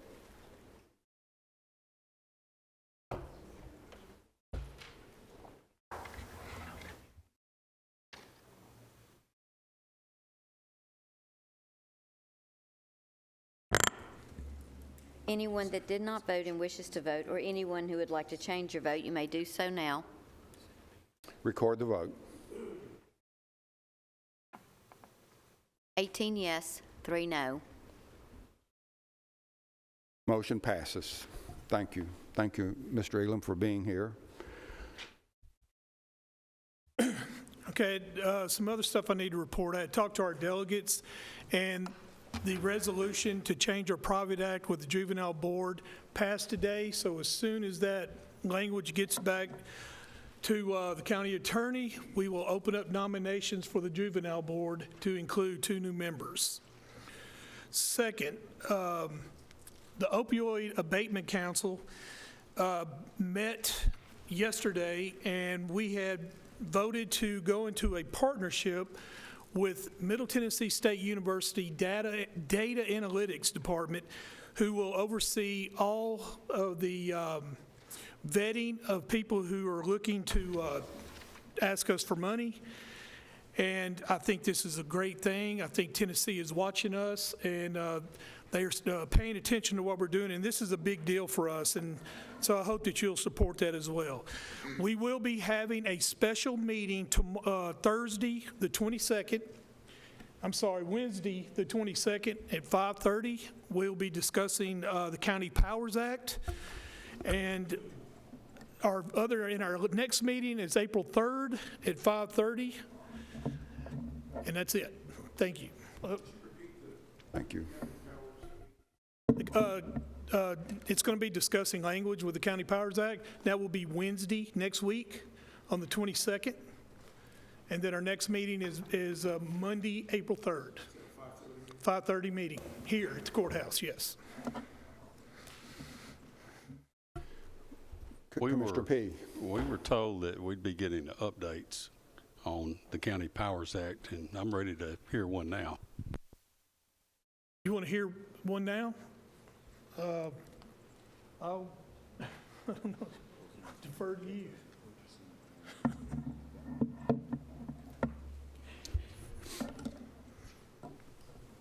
Mayor Carr. Thank you. The House bill is House Bill number 1206. The Senate bill is Senate Bill number 820, and those bills are still in committee. And so the last committee calendars will probably be in the next 2 to 3 weeks. And as I said in previous committee meetings, we rolled those to the last calendar day. So there's been no updates since my last report. We expect those to be heard next week. Let me kind of piggyback on Chairman Harris, the opioid committee. If none of you have attended those meetings or even followed them on Channel 19, that opioid committee in Rutherford County is not only the most active, but the most active committee statewide. And there is county after county after county looking at Rutherford County to develop their program using, in essence, our program in Rutherford County as a pilot for their programs. As a matter of fact, we even had a different county attending the opioid committee meeting on Wednesday just to get an idea of what's going on. That partnership with MTSU is worth its weight in gold, and the expenses that we may spend with MTSU are minor compared to the benefit that we will get out of there. That partnership with MTSU is going to set the standard statewide. Commissioner Harris and your committee are to be commended for your passion in looking at this epidemic and trying to come up with solutions for Rutherford County. Thank you. Once again, to repeat, there's a special called steering committee meeting for Wednesday, the 22nd of this month at 5:30.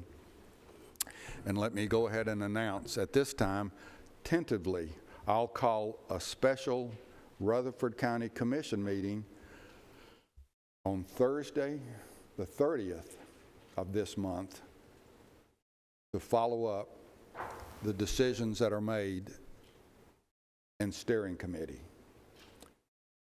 A special called full commission meeting on Thursday, the 30th. That's tentative. So if that changes, that meeting will be canceled, but put it on your calendars, and we'll advertise that committee, that special call commission meeting to follow up the decisions that are made in the steering committee meeting on the 22nd. Any questions there? Other business? Anyone? Mayor Carr. I almost called you Commissioner. I'm sorry. Thank you, Mr. Chairman. I want to follow up with an item 12 on the consent agenda. I want to give the Commission an update. The item 12 was the application for state financial stimulus accounted group funding for the Forensic Center. We spoke to the governor's staff yesterday morning, and we are slated for our presentation next Thursday, March 22nd. Hopefully, we'll receive approval at that time or very short thereafter, but we are headed in the right direction. So I just wanted to make sure the commission knew that. If our application is approved, then obviously we got to come back before this body and the subsequent committees for final funding approval, and we will have what those numbers are at that time. But I wanted to let you know that we're moving forward, and thank you. Very exciting. Thank you. Other business, shout outs. Commissioner Rather. Well, I've shouted a lot of my life, but I've never done a shout out, so this is my first one. The other night in public safety, there were 2 individuals that worked for EMS that went from EMS or paramedic 1 to paramedic 2, and I agreed with a few others that talked to me about it. They deserve to be commended. Andrew White is one name. Peggy Woodard is the other one. And to let you know, the requirements for that position is a critical care class, which is 10 weeks, and they take on their own time, rapid sequence intubation class, and to be ventilator certified. But then I also found out there were 5 more that went from 1 to 2. And those are Deanna Allen, Savannah Cleek, Jody Hobbs, Leslie Johnson, Taylor Marshall. And I think what a great thing to have folks like that have that dedication, ambition, and care about this county and make the county a better place and a safer place to live. And I hope all of y'all join me in congratulating them and thanking them for what they've done and acknowledging what they've done. Thank you, Chairman. Thank you, Commissioner Rather.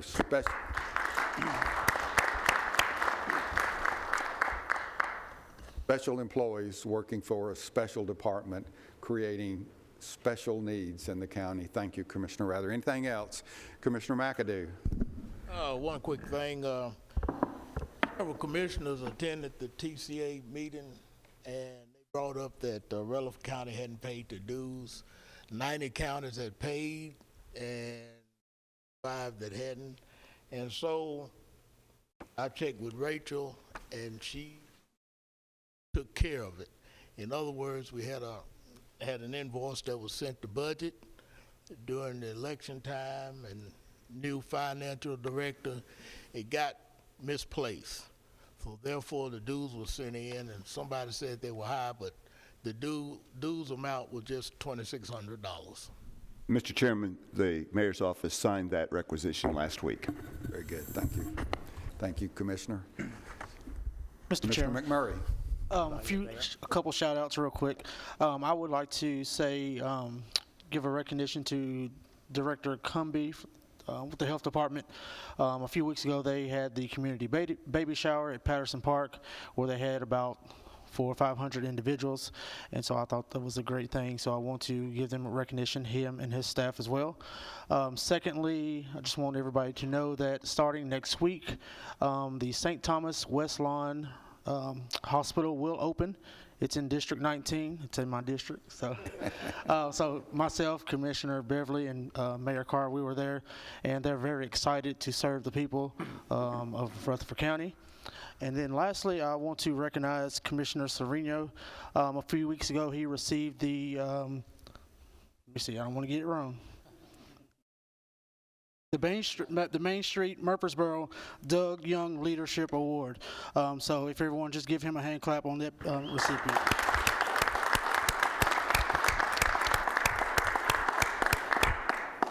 Take a bow, Commissioner Sereno. Good job. Thank you. Anyone else? Mr. Chairman. Commissioner Beverly. On Wednesday, March 22nd at 11 o'clock, there will be the Veterans Court graduation. So just want to pass along so we can be there to celebrate the accomplishment of these veterans and completing their program. Thank you. Anyone else? Commissioner Johnson. Thank you, Mr. Chairman. on March 23rd, the Property Management Committee will be meeting before our regularly scheduled meeting, and we'll be meeting in Smyrna at G Street. That's behind the County Court Clerk Building. We'll be touring the G Street, the new facility for recycling, and also touring the County Court Clerk Building. And we're meeting at 3:30 there. Thank you, Commissioner Johnson. Chairman Reed. I don't know how many of you have been appointed by the governor to something, but we have had that opportunity by one of our employees. But Chief Larry Farley has been appointed by Governor Lee to our Tennessee Homeland Security Council. And on behalf of the fire chiefs of the state of Tennessee, he will be serving on there at the governor's pleasure. I think that's quite interesting right there. But Chief Farley has served, I think, 33 years within this county in what he does. But I think it's pretty important that the governor recognizes the fact of what he does, and he'll be representing not only the state of Tennessee and the fire chiefs, but he'll also be representing Rutherford County on there. Good job. Thank you. Anyone else? Commissioner Oliver. Well, sometimes you have to pat your own self on the back, and that's what I'm going to do. Today, Hope Early Learning Center had an unannounced visit from the Department of Human Services, and we scored a 100. And so we're excited about that. We're doing great things at Hope Early Learning Center. Good job. Thank you. Anyone else? I see our sheriff back here and a couple of his chief deputies. Those of you that may not know, our sheriff has gone through some physical challenges, but it looks like he's bouncing back. And I appreciate him being here, taking care of us during this process. Thank you, Sheriff, for being here. Anything else? Once again, tonight is a special night. We've had a lot of information shared, challenges that are presented, but I have no doubt that this commission is up to that challenge. Thank you for your attendance and your participation tonight. Look forward to meeting with you on Thursday the 30th and then April the 13th. With that, we are adjourned.